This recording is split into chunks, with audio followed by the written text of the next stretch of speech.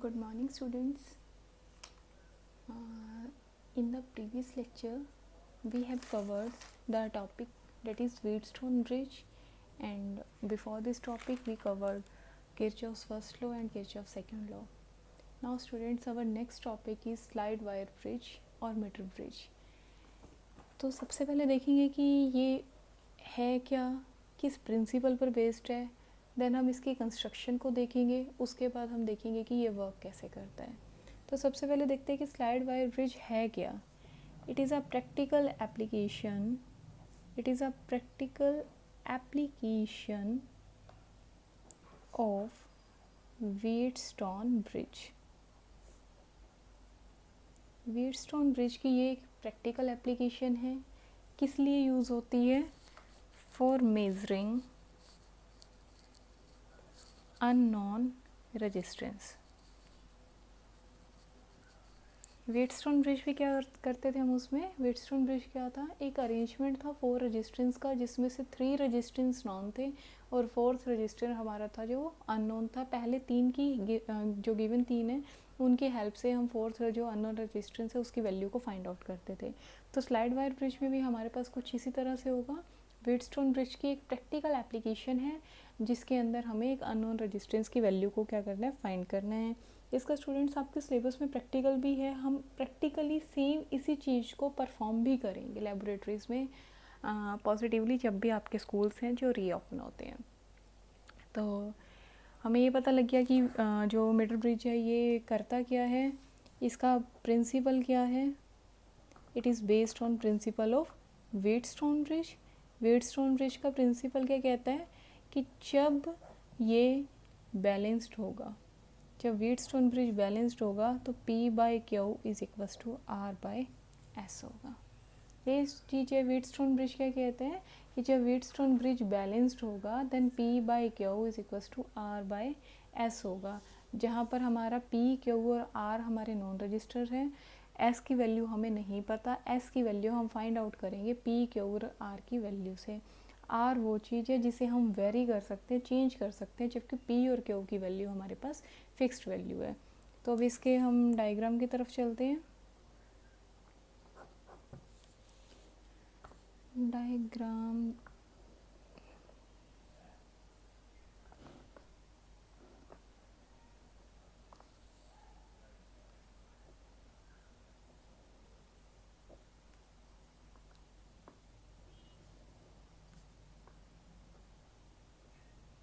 बहुत ही रफली सा ड्रॉ कर रही हूँ.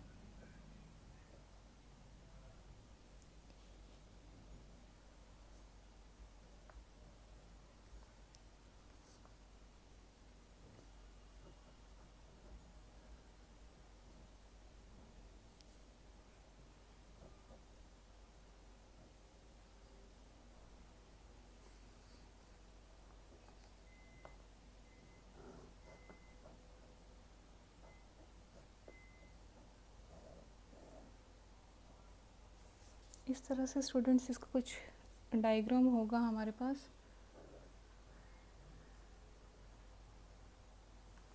इस तरह से अब इस डायग्राम को समझने की कोशिश करते हैं. हमारे पास कोई बैटरी है से B, ये पॉजिटिव टर्मिनल, ये नेगेटिव टर्मिनल.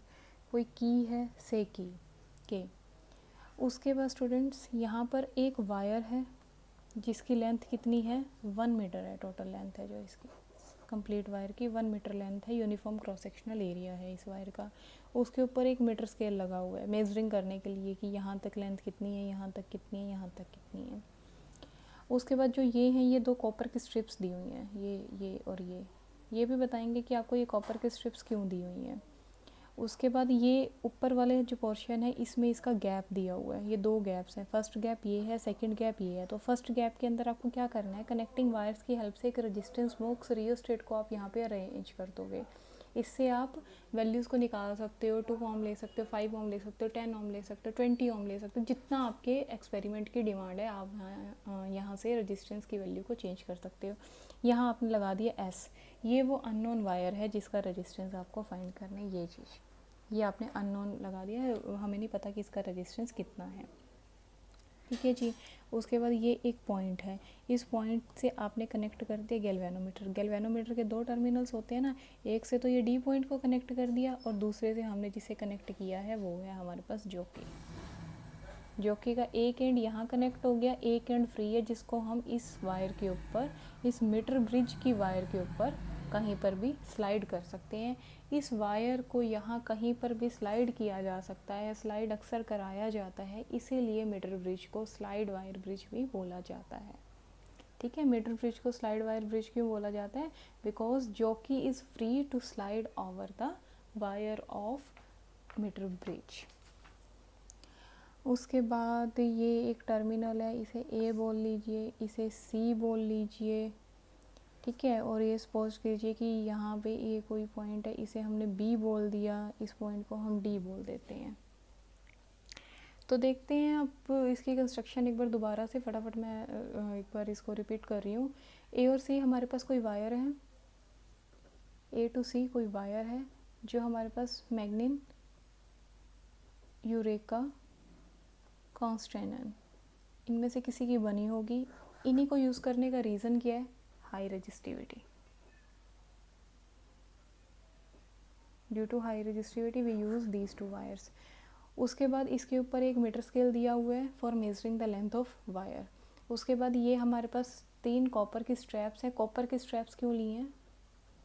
देखो यहाँ करंट आया ना, करंट को आगे यहाँ पे भी तो ट्रांसफ़र कराना है, यहाँ भी ट्रांसफ़र कराना है, तो हमें बीच में कंडक्टर्स को यूज़ करना पड़ेगा ना, कि ताकि जो हमारा करंट है वो आगे जा सके। तो कॉपर सबसे अच्छा कंडक्टर है हमारे पास। तो कॉपर को क्यों यूज़ करते हैं हम? इसके हाई कंडक्टेंस पावर की वजह से या फिर लो रेजिस्टेंस की वजह से। इसका रेजिस्टेंस लो है, कंडक्टिंग पावर इसकी हाई है, अच्छा कंडक्टर है, इसलिए हम यहाँ पे कॉपर के स्ट्रिप को यूज़ करते हैं। 2 कॉपर के स्ट्रिप के बीच में ये वायर को हमने क्या किया, बीच में स्ट्रेच करके रख दिया। उसके बाद एक गैप है जहाँ पे हमने रेजिस्टेंस बॉक्स लगाया है, दूसरा गैप है जहाँ पे हमने वो वायर लगाई है जिसका हमें रेजिस्टेंस नहीं पता है, जिसका हमें रेजिस्टेंस क्या करना है, फाइंड करना है। एक गैल्वेनोमीटर है, गैल्वेनोमीटर का 1 एंड डी पॉइंट से कनेक्टेड है, अनदर एंड को हमने जॉकी से कनेक्ट कर दिया है, जॉकी का दूसरा एंड फ्री है, इस जॉकी के एंड को हम स्लाइड करा सकते हैं अपनी वायर ए टू सी कहीं पर भी। अब इसकी वर्किंग पार्ट पर आते हैं कि कैसे वर्क करता है। हमने क्या किया, की को इंसर्ट कर दिया, इंसर्ट करते यानी कि हमारा सर्किट अब वर्किंग में आ रहा है, ऑन हो गया है, हमारा स्विच ऑन हो गया है एक हिसाब से। तो हम क्या करेंगे, इसे ऑन करते ही इस रजिस्टेंस बॉक्स में से हम कोई एक रजिस्टर निकाल लेंगे, कोई की निकाल लेंगे, मतलब कि किसी भी फिक्स्ड रजिस्टेंस की हमने निकाल ली, आर की वैल्यू होगी। उसके बाद जो ये जॉकी है ना, इस जॉकी को हम यहाँ स्लाइड करेंगे। स्लाइड करने का मतलब यूँ नहीं है कि आप यूँ हर पॉइंट पे रख के देखेंगे, आपको टैप टैप करके देखना है। एक बार यहाँ रखा, यहाँ रखा, यहाँ रखा, यहाँ रखा, यहाँ रखा। सपोज कीजिए ये वो पॉइंट है, B is the point where galvanometer shows 0 deflection. Galvanometer के अंदर 0 डिफ्लेक्शन आ गया, बस आपको वही पॉइंट नोट डाउन करना है।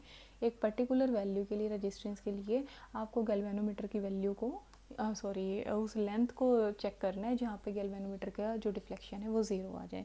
तो सपोज कीजिए कि वो बी पर 0 आ गया, तो अब ए टू बी लेंथ को मेज़र कर लीजिए, एल हो गया, और जो इधर बचा हुआ है वो कितना हो गया, 100 माइनस एल हो गया। 100 सेंटीमीटर का था ना, 1 मीटर का, तो बची हुई लेंथ कितनी होगी हमारे पास, 100 माइनस एल।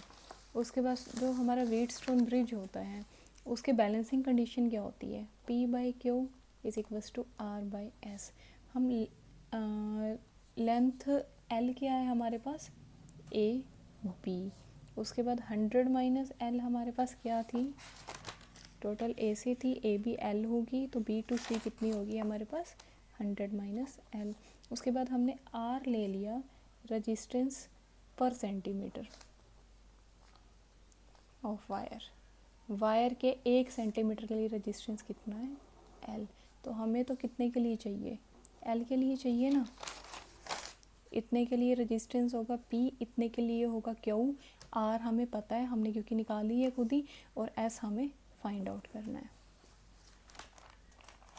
तो 1 सेंटीमीटर के लिए कितना है, R है, हमें कितने सेंटीमीटर के लिए चाहिए, L के लिए, तो L R divided by Q, 100 minus L into R। इतने के लिए इतना ही बचेगा ना, 100 माइनस L के लिए निकालेंगे, 1 सेंटीमीटर के लिए कितना है R, तो 100 माइनस L के लिए कितना हो जाएगा, 100 minus L into R is equals to हमारे पास कितना है आर डिवाइडेड बाई एस। उसके बाद आर टू आर कैंसिल, हमें एस की वैल्यू को निकालना है, एस को उधर ले जाएंगे, R into 100 minus L divided by L, L numerator में आ जाएगा, सॉरी डिनोमिनेटर में आ जाएगा, और 100 माइनस एल है जो ये चला जाएगा न्यूमिनेटर के अंदर। तो यहाँ से देखिए आर की वैल्यू आप लोगों को पता है क्योंकि आपने खुद ही रजिस्टेंस बॉक्स में से उसकी को निकाला था।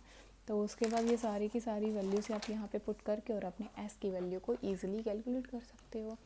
जब हमें लेबोरेटरी के अंदर इस प्रैक्टिकल को परफॉर्म करना होता है तो हम क्या करते हैं, जैसे हमने यहाँ से रजिस्टेंस की कोई रजिस्टेंस निकाल लिया, जब हम सेकंड टाइम रीडिंग लेते हैं तो हम रजिस्टेंस की वैल्यू को चेंज कर देते हैं। जब हम रजिस्टेंस की वैल्यू को चेंज कर देते हैं तो यहाँ से जो इसकी बैलेंसिंग लेंथ होती है वो भी आगे पीछे हो जाती है। हो सकता है अभी बी पे मिल रहा था तो अभी वो बी डैश पे मिले। एक और बात, लेबोरेटरी के अंदर ये सभी कनेक्शंस आपको खुद करने पड़ेंगे। ये पूरा का पूरा अरेंजमेंट आपको एक वुडन टेबल पे गिवन होता है, आपको कनेक्टिंग वायर्स की हेल्प से इनको अरेंज करना होता है, चेक करने के लिए कि आपके जो कनेक्शंस हैं वो सही हुए हैं या आपसे कोई गलती हो गई है। आपको क्या करना है, अपनी जॉकी को एक बार यहाँ रख के देखना है, गैल्वेनोमीटर में डिफ्लेक्शन आएगा एक तरफ।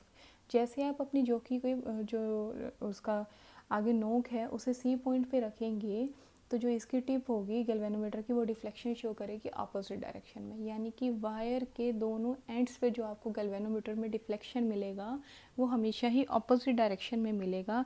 अगर डिफ्लेक्शन अपोजिट डायरेक्शन में मिल रहा है then your connections are right, correct, otherwise there is some problem. ठीक है स्टूडेंट्स, आई होप आपको ये टॉपिक समझ में आया होगा। In the next lecture we will discuss about the potentiometer. Thank you students.